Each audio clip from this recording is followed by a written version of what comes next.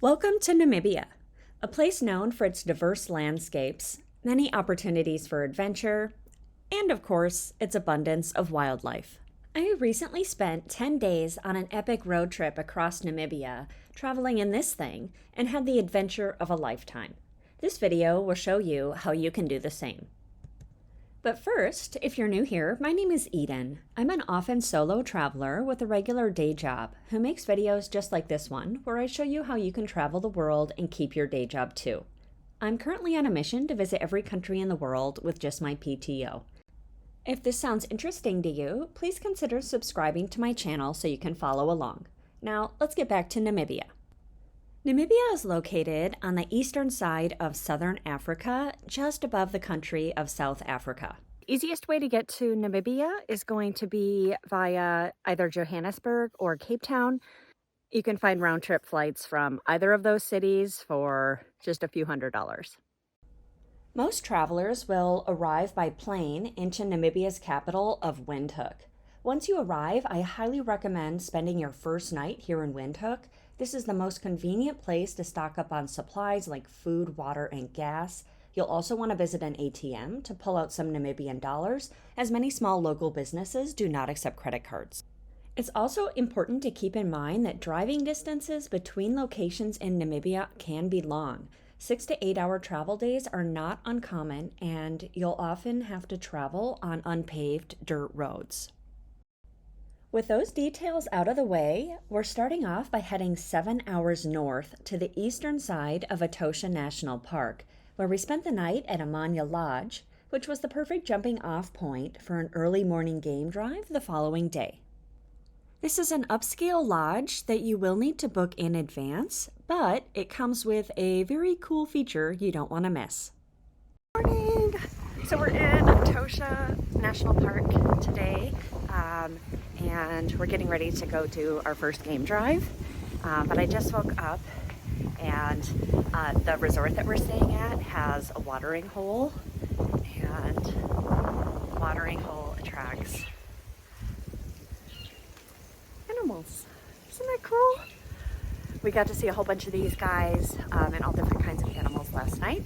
I'll show you some of the clips from that right now. So seeing these animals at the watering hole was such a special moment for me. This is an experience that I've wanted to have for years, so I was just so grateful to get to have this experience. We saw lots of springbok and zebras and a few other animals before heading out into Etosha National Park the next morning for a game drive. Once you enter Etosha National Park, be prepared for tons of animal sightings. While you of course cannot exit your vehicle, you will have plenty to see from the roads. We got lucky right away and found this leopard resting by a large rock right near the roadway, which was a really exciting experience for us. We also saw many elephants, springboks, zebras, ostriches, lions, and my favorite, the giraffes. So we just got back from our game drive in Etosha National Park, and we're checked into a resort that's located on the south side of the national park. And this resort is known for its watering hole. I'll show you guys that. But yeah, so we're going to spend the night here, and then we're going to do another game drive tomorrow before moving on to the next location. So you'll definitely want to do more than one day in Etosha National Park. So I recommend staying at the lodging inside the park with this awesome watering hole. I tried to get some video of the watering hole at night, but unfortunately my camera didn't really capture anything. But I'm going to insert some photos here so that you can see some of the animals that we got to see at night at the watering hole. I love this photo so much, especially the reflection of the animals on the water. Such a cool experience. So the next morning on our game drive, we got really lucky and got to see this group of lions. It looked like they had just had something to eat and were now just kind of relaxing and playing around. It was really, really cool. After saying goodbye to these lions, our next stop was 5 hours south to Spitzkoppe to see the Bushman rock paintings and learn a little bit about Bushman culture. Afterwards, we walked over to a beautiful rock arch to get some photos before hitting the road and heading further south. Our next stop was 2 more hours south to the beautiful coastal city of Swakopmund to enjoy the ocean views and have a little bit of adventure. I chose to join a small group tour riding 4x4 bikes over the sand dunes in the Namib Desert. This is a very popular activity in the area that can be booked by anyone. I included a link to the tour in the description box down below. And before you leave Swakopmund, I recommend making the short 25-minute drive south to Walvis Bay. This is one of the most popular places in the world to view flamingos. After leaving Swakopmund, we start making our way south with a quick stop at the famous Tropic of Capricorn sign, which is a great place to get some photos and just take a break from the long drive. Leaving the Tropic of Capricorn, we then head about 3 more hours south to Namibia's famous Deadvlei. After spending the night at a very fancy resort just outside the Etosha National Park, we got up very early and made a very, very cold drive into the area known as Deadvlei to see the dead acacia trees over the salt flats. This was such a unique experience and such a beautiful landscape. This was definitely one of the highlights of my time in Namibia. So I got up at 4:30 a.m. today to drive out into the desert here in Sossusvlei. And we drove out on this area. I know you've seen these afar with all these really cool dead trees. It's called Deadvlei, and it took about 40 minutes to get in here, and we drove in on these open air vehicles. It was absolutely freezing. My hair is just crazy, but yeah, totally worth it. This is easily one of the most iconic places in Namibia to come as a visitor and to get photographs as well.